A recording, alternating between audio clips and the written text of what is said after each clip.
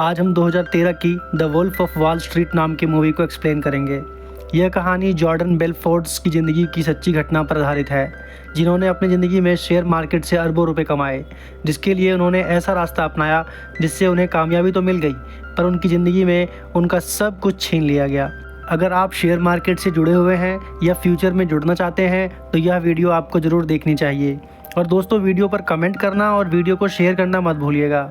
तो कहानी की शुरुआत होती है साल 1987 में अमेरिका के न्यूयॉर्क शहर से, जहां हम जॉर्डन बेलफोर्ड को देखते हैं। वह एक मिडिल क्लास परिवार से था और वॉल स्ट्रीट पर एक स्टॉक ब्रोकर का काम करता था। उसका काम था लोगों को कॉल करके शेयर बेचना। उस ज़माने में टेक्नोलॉजी इतनी एडवांस नहीं थी जिसके एक बटन से दबाकर ही शेयर खरीदा या बेचा जा सके, बल्कि ब्रोकर को कॉल करके शेयर खरीदना या बेचना पड़ता था। जॉर्डन का बॉस मार्क हैना, जिसके अंदर वह काम सीख रहा था, वह ड्रग एडिक्ट था और जॉर्डन को भी खुद के जैसा ज़िंदगी जीने के लिए कहता था। मार्क हमेशा कहता था, क्लाइंट्स की नहीं बल्कि अपने आप को अमीर बनाने के बारे में सोचो। शेयर मार्केट की दुनिया में कागज़ पर दिखाओ कि तुम क्लाइंट्स को अमीर बना रहे हो, लेकिन असल में कमीशन लेकर तुम खुद अमीर बनो। और वो यह भी कहता था कि मार्केट चढ़े या गिरे हमें उससे कोई फ़र्क नहीं पड़ता, हमें सिर्फ अपने कमीशन से मतलब है। ठीक हमारे ब्रोकरेज कंपनियों की तरह, जिन्हें सिर्फ अपने कमीशन से मतलब है, बाकी क्लाइंट्स जाए भाड़ में, उन्हें इससे कोई मतलब नहीं। और कभी अपनी ऐप में गड़बड़ी करके कस्टमर को लाखों करोड़ों का लॉस करवा के बाद में इसे ग्लिच का नाम देकर निकल जाना। खैर, अब इस तरह जॉर्डन की ज़िंदगी ठीक ठाक चल रही थी, लेकिन 19 अक्टूबर 1987 को उसे अपनी नौकरी से हाथ धोना पड़ा। इस दिन पूरी दुनिया में स्टॉक मार्केट क्रैश हो गया था। बहुत सारी कंपनियों को भारी नुकसान हुआ था और बहुत से लोगों को नौकरियों से हाथ धोना पड़ा। इस दिन को स्टॉक मार्केट के इतिहास में ब्लैक मंडे कहा जाता है। अब इसके कारण जॉर्डन की भी नौकरी चली जाती है और अब वह निराश होकर घर बैठा था। जॉर्डन अपना घर चलाने के लिए कोई भी काम करने के लिए तैयार था। वो न्यूज़पेपर में जॉब ढूंढना शुरू करता है, लेकिन उसकी वाइफ टेरेसा उसे बोलती है कि वह स्टॉक ब्रोकिंग का ही काम करे। जॉर्डन टेरेसा से कहता है कि मार्केट क्रैश हो गया है और इस वक्त स्टॉक ब्रोकर की किसी को ज़रूरत नहीं है। तभी टेरेसा उसे अखबार में एक छोटे से इश्तिहार को दिखाते हुए कहती है, जो कि एक छोटी सी ब्रोकरेज कंपनी का था। अगले दिन जॉर्डन वहां पर इंटरव्यू देने चला गया। इंटरव्यू के दौरान जॉर्डन को पता चला कि यह एक बॉयलर रूम ब्रोकरेज फर्म है। बॉयलर रूम एक तरह का कॉल सेंटर होता है जहां पर लोग कस्टमर्स को कॉल करते हैं और उन्हें झूठी पॉलिसी, झूठे वादे करके उनके पैसों का इन्वेस्ट कराते हैं। फिर उस पैसे को बेकार या नकली कंपनियों में इन्वेस्ट कर देते हैं, जिससे इन्वेस्टर्स का नुकसान होता है, लेकिन कंपनी के कर्मचारियों को मोटा कमीशन मिलता है। जबकि पहले वाली नौकरी में जॉर्डन को सिर्फ 1% कमीशन मिलता था। वह वहाँ काम करने के लिए और भी ज़्यादा एक्साइटेड हो जाता है। जॉर्डन अपनी बातों से उनको विश्वास दिलाता है कि वह उनकी कंपनी के लिए अच्छा कर सकता है और फिर उसे वहाँ पर जॉब मिल जाती है। जॉर्डन अपने बॉस की सिखाई हुई बातों से और पुराने जॉब का एक्सपीरियंस सब कुछ यहाँ पर इम्प्लीमेंट करता है और अपनी काबिलियत का सही तरीके से इस्तेमाल करके वो कई लोगों का पैसा अलग अलग कंपनीज में इन्वेस्ट करवाता है। उसने पहले ही दिन एक क्लाइंट को फ़ोन करके $6000 के शेयर्स बेच डाले और $2500 का कमीशन कमा लिया। अब अपनी शानदार बोलने की कला और तकनीक, जिसे देख वहाँ के सभी एम्प्लॉयज़ भी हैरान थे, उसी के बदौलत जॉर्डन वहाँ के सबसे ज़्यादा कमाने वाले एम्प्लॉय बन जाता है। वह बहुत कम समय में खूब सारे पैसे कमाए और जल्दी ही एक महंगी स्पोर्ट्स कार भी खरीद ली। कुछ दिनों बाद जॉर्डन जब एक रेस्टोरेंट में खाना खा रहा था, तभी उसकी मुलाकात डॉनी अजोफ नाम के एक आदमी से हुई। वह जॉर्डन का पड़ोसी था और वह बच्चों के लिए फर्नीचर बनाने वाली कंपनी में काम करता था। वह जॉर्डन की कार की बहुत तारीफ़ करता है और साथ ही साथ उससे यह भी पूछता है कि वह काम क्या करता है और कैसे इतने कम समय में इतनी महंगी गाड़ी खरीद ली। जब जॉर्डन उसे बताता है कि वह एक स्टॉक ब्रोकर का काम करता है, लेकिन डॉनी को विश्वास नहीं होता कि जॉर्डन स्टॉक ब्रोकिंग से इतने पैसे कमा लिए, कि उसने इतने महंगी स्पोर्ट्स कार खरीद ली, क्योंकि उस समय पूरी दुनिया में स्टॉक मार्केट की हालत बहुत ख़राब थी और ज़्यादातर लोग अपनी नौकरियां खो चुके थे। ऐसे में स्टॉक मार्केट से पैसे कमाकर इतनी महंगी गाड़ी खरीद पाना नामुमकिन जैसा लगता था। फिर डॉनी पूछता है, अच्छा, इस काम से तुम्हें कितना कमा लेते हो? जॉर्डन जवाब देता है, सही तो नहीं जानता, लेकिन पिछले महीने मैंने $62,000 कमाए थे। डॉनी इस पर हंसते हुए कहता है, अगर तुम मुझे अपना पिछले महीने का पे स्लिप दिखा दो तो मैं अभी अपनी नौकरी छोड़कर तुम्हारे लिए काम करना शुरू कर दूंगा। जॉर्डन उसे अपना पे स्लिप दिखाता है और वाकई में उसमें लिखा था कि उसने पिछले महीने में $62,000 कमाए हैं। यह देखकर डोनी तुरंत अपनी कंपनी में कॉल करता है और अपनी नौकरी छोड़ देता है। जॉर्डन भी अपनी नौकरी छोड़कर खुद की स्टॉक ब्रोकरेज कंपनी खोलना चाहता था और इसके लिए उसे लोगों की ज़रूरत थी, इसलिए वह डोनी को अपने साथ काम करने के लिए रख लेता है। इसके बाद जॉर्डन और डोनी एक छोटा सा गैराज किराए पर लेकर पार्टनरशिप में अपनी ब्रोकरेज फर्म शुरू कर देते हैं। साथ ही साथ जॉर्डन अपने कुछ पुराने दोस्तों को भी अपने फर्म में शामिल कर लेता है। अब एक शाम को जब यह सब के सब रेस्टोरेंट में बैठकर अपने बिजनेस के बारे में डिस्कस कर रहे थे, तभी बातों ही बातों में उनमें से एक कहता है, मैं किसी भी कस्टमर को कुछ भी बेच सकता हूँ। यह सुनकर जॉर्डन उस आदमी को अपना पेन दे देता है और कहता है कि सेल मी दिस पेन, यानी यह पेन मुझे बेच कर दिखाओ, जो कि इस मूवी का सबसे फेमस डायलॉग है। तब वह आदमी बहाना बनाने लगता है। फिर जॉर्डन वही पेन अपने दोस्त ब्रैड को देता है और उससे कहता है कि तुम मुझे यह पेन बेच कर दिखाओ। वो उसके हाथ में से पेन ले लेता है और अगले ही पल जॉर्डन से कहता है, क्या मुझे नैपकिन पर आपका ऑटोग्राफ मिलेगा? तब जॉर्डन कहता है, लेकिन मेरे पास तो पेन ही नहीं है। तभी ब्रैड उसके सामने वही पेन रख देता है। इसका मतलब यह था कि अगर किसी ग्राहक को कुछ बेचना हो तो पहले उसे यह महसूस कराना होगा कि उसे उस चीज़ की ज़रूरत है। खैर, अब कुछ ही दिनों बाद जॉर्डन अपने इन सभी दोस्तों के साथ मिलकर अपनी ब्रोकरेज फर्म में काम शुरू करता है, जिसका नाम था स्ट्रैटन ऑकमंड। जॉर्डन का तेज़ दिमाग और सेल्स टेक्निक से उसकी कंपनी बहुत ही कम समय में खूब सारा पैसा कमा लेती है।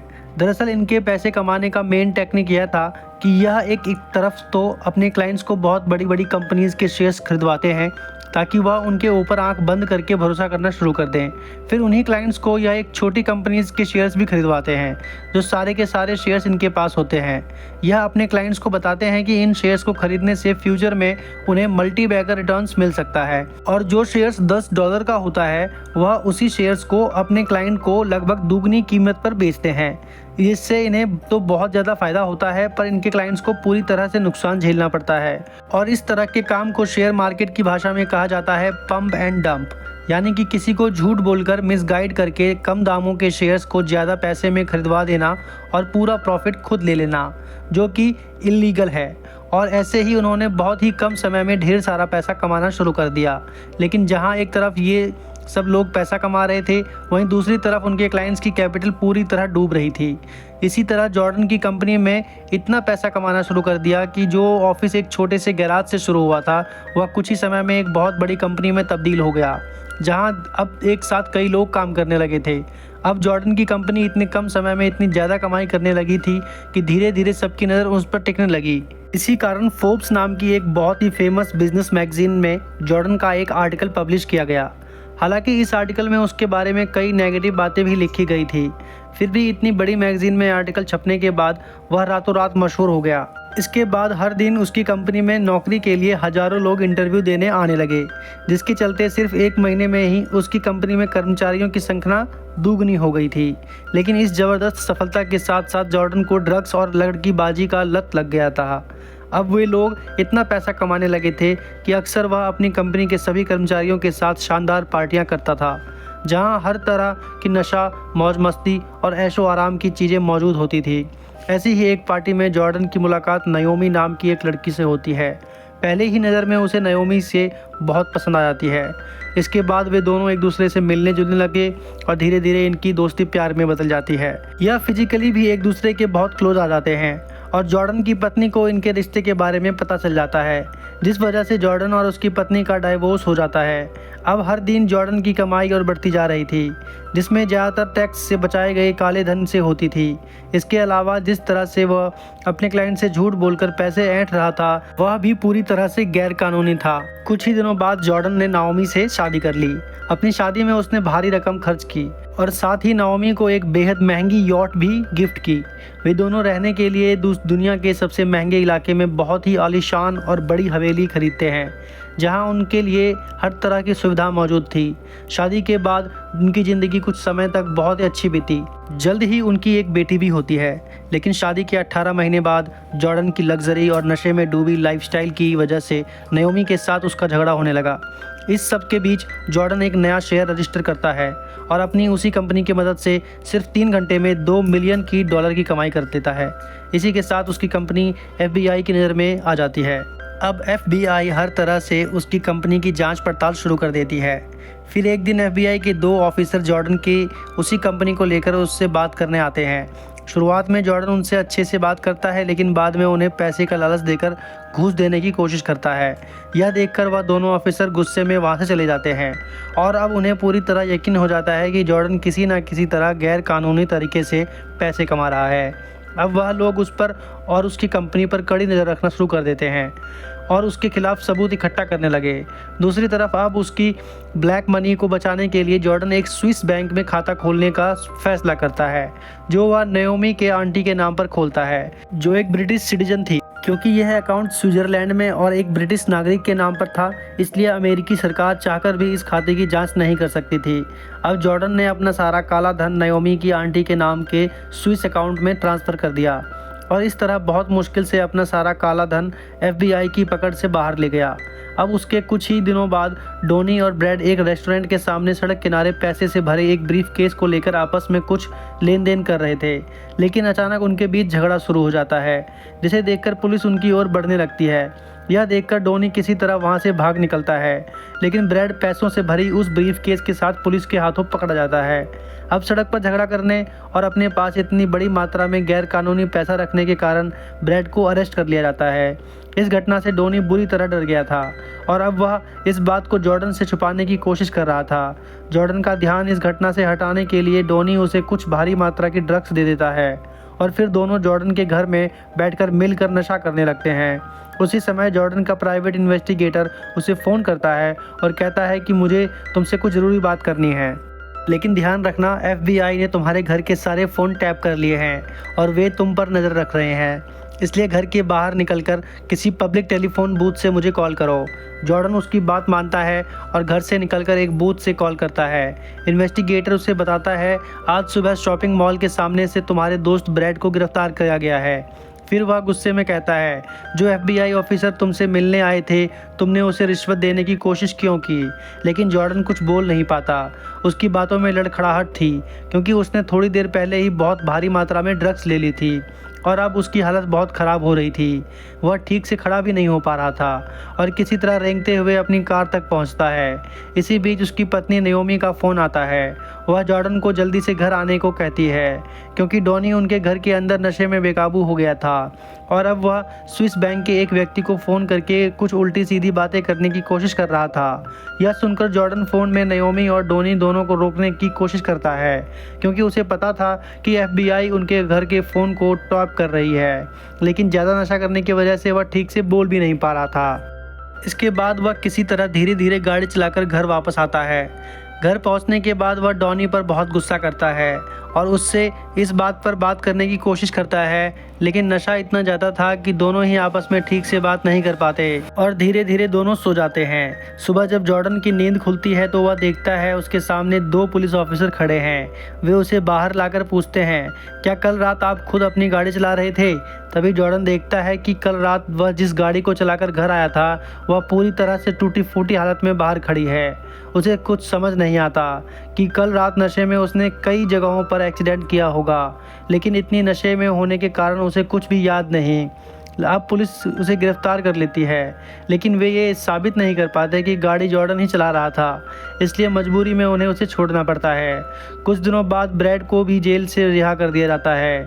ब्रैड ने जेल में कभी भी अपने किसी दोस्त का नाम नहीं लिया था, इसलिए जॉर्डन और उसकी बाकी दोस्त एक बार फिर FBI से बच निकलते हैं, लेकिन अब FBI लगातार जॉर्डन की कंपनी और उसकी निजी ज़िंदगी पर नज़र रख रही थी।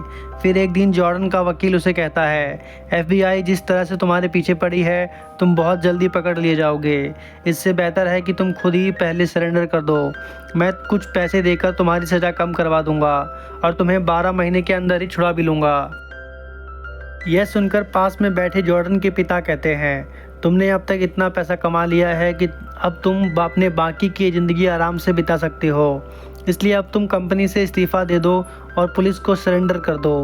तुम्हारे दोस्त डॉनी और बाकी लोग मिलकर तुम्हारी कंपनी को संभाल लेंगे। थोड़ा सोचने के बाद जॉर्डन इस सलाह को मान लेता है। अगले दिन सुबह वह इस्तीफ़ा देने के लिए अपनी कंपनी में पहुंचता है, जहां वह सभी कर्मचारियों के सामने एक भाषण देना शुरू करता है। और फिर जॉर्डन सभी को बता रहा था कि कैसे उसने एक छोटी सी कंपनी को धीरे धीरे इतना बड़ा बना दिया। अब जब जॉर्डन इस कंपनी को छोड़ने वाला था तो उसके साथ साथ कंपनी के सारे कर्मचारी भी बहुत भावुक हो गए थे। धीरे धीरे सबकी आंखों में आंसू आ गए। लेकिन काफ़ी देर तक भाषण देने के बाद अचानक जॉर्डन फैसला कर लेता है कि वह यह कंपनी नहीं छोड़ेगा। वह आखिरी दम तक यही काम करता रहेगा। इसके फैसले से वहां मौजूद सभी कर्मचारी बहुत खुश हो जाते हैं। अब जब जॉर्डन ने तय किया कि वह कंपनी में ही रहेगा तो उसने फिर से अपने सारे एम्प्लॉयज़ के लिए एक शानदार पार्टी का इंतज़ाम किया। उसने अपने पुराने दोस्त ब्रैड को भी पार्टी में बुलाया, क्योंकि ब्रैड ने जेल में जॉर्डन का नाम नहीं लिया था। इसलिए जॉर्डन ने उसे कुछ पैसे देकर कंपनी में वापस बुलाना चाहा, लेकिन ब्रैड अब पूरी तरह सुधर चुका था। वह अब उस पैसे को नहीं लेना चाहता था, इसलिए उसने जॉर्डन और उसकी कंपनी से दूरी बना ली। दूसरी तरफ FBI जॉर्डन की कंपनी की सारी फाइलें की जांच करने लगी और उसके कंपनी के सभी कर्मचारियों से पूछताछ भी करनी शुरू कर दी। यह जांच और पूछताछ लगातार 1 महीने तक चलती रही, लेकिन कोई भी FBI को जॉर्डन के खिलाफ कुछ भी नहीं बताता। इसलिए FBI जॉर्डन और उसकी कंपनी के खिलाफ कोई ठोस सबूत नहीं जुटा पाती।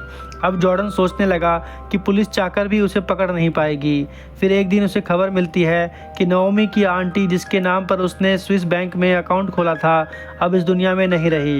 यह सुनकर जॉर्डन बहुत परेशान हो जाता है, क्योंकि उसने सारा ब्लैक मनी स्विस बैंक के उसी अकाउंट में रखा था। इसलिए वह फ़ौरन स्विस बैंक फ़ोन करता है और वहां से जवाब मिलता है, अगर तुम अपना पैसा वापस पाना चाहते हो तो कल के अंदर बैंक आ जाना। अब जॉर्डन समुद्री रास्ते से मोनाको की ओर अपनी यॉट से निकलता है, जहां से वह प्लेन से स्विट्ज़रलैंड जाएगा। लेकिन रात को समुद्री में एक भयानक तूफान आ जाता है, जिसमें फंसकर उसकी यॉट डूबने लगती है। वे लोग तुरंत वायरलेस से मदद मांगने लगते हैं और कुछ ही देर में इटालियन नेवी उन्हें बचाने आ जाती है। तब तक यॉट पूरी तरह से पलट चुकी थी। उसके बाद स्विट्ज़रलैंड जाने के लिए जॉर्डन का एक प्लेन बुलवाता है, लेकिन यॉट में बैठकर जॉर्डन देखता है कि उस प्लेन के इंजन में एक समुद्री पक्षी घुस जाता है, जिससे इंजन फट जाता है और प्लेन बीच समुद्र में क्रैश हो जाता है। इस हादसे में प्लेन का पायलट समेत 3 लोग मर जाते हैं। यह देखकर जॉर्डन उसे भगवान का इशारा मानने लगता है। उसे लगता है कि भगवान नहीं चाहते कि वह उस स्विस बैंक तक पहुंचे, इसलिए वह स्विट्ज़रलैंड जाने का विचार छोड़ देता है और उसके सारे जमा पैसे उसमें वो खो देता है। इस घटना के बाद अगले 2 सालों तक जॉर्डन सारे गैरकानूनी काम छोड़कर ईमानदारी से पैसा कमाने लगता है।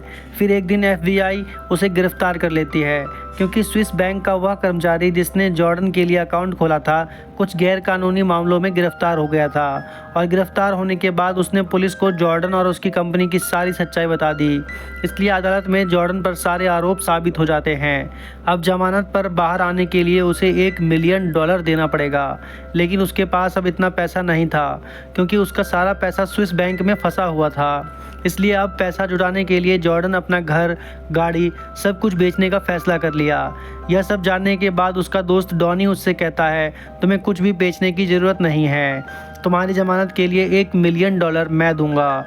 यह सुनकर जॉर्डन राहत की सांस लेता है और डोनी को गले लगा लेता है। अब FBI जॉर्डन के पैरों में GPS ट्रैकर पहनाकर उसे घर में नज़रबंद कर देती है, और अगर वह घर से बाहर निकलने की कोशिश करता तो FBI उसकी लोकेशन तुरंत ट्रैक कर लेती। अब उसी रात जब जॉर्डन घर लौटता है, उसकी पत्नी नाओमी उससे कहती है, अब मैं तुम्हारे साथ नहीं रहना चाहती, मैं तुम्हें डाइवोर्स देना चाहती हूँ। हमारे दोनों बच्चों की जिम्मेदारी मैं खुद लूँगी, और मेरे वकील ने बताया है कि तुम्हें 20 साल की सज़ा हो सकती है, और जिस तरह तुम अपनी ज़िंदगी जी रहे हो उसके बाद मैं तुम्हारे साथ रिश्ता नहीं रखना चाहती। यह सुनकर जॉर्डन बहुत गुस्से में आ जाता है। वह नाओमी के ऊपर हाथ उठाता है और कहता है कि तुम मेरे बच्चों को मुझसे दूर नहीं कर सकती।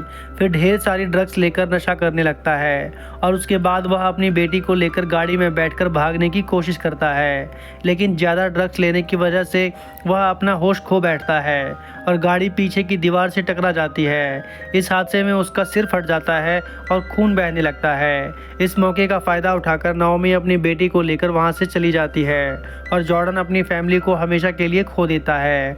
अब अगले दिन FBI ऑफिसर जॉर्डन के शरीर पर एक वायरलेस माइक लगा देते हैं, ताकि वह जब ऑफिस में अपने कर्मचारियों से बात करे तो पुलिस वह सारी बातें सुन सके और रिकॉर्ड कर सके। इस तरह पुलिस उसके दोस्तों और कर्मचारियों के खिलाफ सबूत जुटाने की कोशिश करता है, लेकिन जॉर्डन अपने दोस्तों के साथ विश्वासघात नहीं करना चाहता था। इसलिए ऑफिस में जब वह डॉनी से बात करता है तो एक पेपर दिखाता है जिस पर लिखा होता है, अपने बारे में कुछ मत कहना, मेरे शरीर पर वायर लगा हुआ है। यह पढ़कर डॉनी सब समझ जाता है और जॉर्डन के सामने कोई भी गैरकानूनी बात नहीं करता। लेकिन अगली सुबह जॉर्डन देखता है कि पुलिस उसे गिरफ्तार करने उसके घर आ चुकी है। पुलिस के पास वही कागज़ था जो उसने डॉनी को दिखाया था। मतलब अब जॉर्डन की ज़िंदगी बचाने के लिए डॉनी पहले ही पुलिस से मिल चुका था और पुलिस को जॉर्डन और उसकी कंपनी के सारे राज बता चुका था। अब मजबूर होकर जॉर्डन को पुलिस के सामने अपने सारे दोस्तों और कंपनी की सच्चाई बतानी पड़ती है। इसके बाद पुलिस उसके ऑफिस पर छापा मारती है और कई लोगों को गिरफ्तार कर लेती है। उसकी कंपनी को पूरी तरह बंद कर दिया जाता है, लेकिन क्योंकि आखिरी वक्त में जॉर्डन ने पुलिस को बहुत सारा ब्लैक मनी बरामद करवाया और बहुत से लोगों की गिरफ्तारी में मदद की, इसलिए उसकी 20 साल की सज़ा कम होकर सिर्फ 3 साल कर दी जाती है। 3 साल की जेल के बाद अब जॉर्डन पूरी तरह बदल चुका था। जेल से निकलकर उसने सारे गैरकानूनी काम छोड़ दिए और अब वह एक सेल्स ट्रेनर बन गया और वह बड़े बड़े बिजनेस मीटिंग्स और सेमिनार्स में जाकर लोगों को बिजनेस टेक्निक्स सिखाने लगा। और इसी के साथ हमारी आज की मूवी भी यहीं ख़त्म हो जाती है। अगर आपको ये मूवी अच्छी लगी हो तो प्लीज़ इसे लाइक करें, शेयर करें और सब्सक्राइब करना ना भूलें।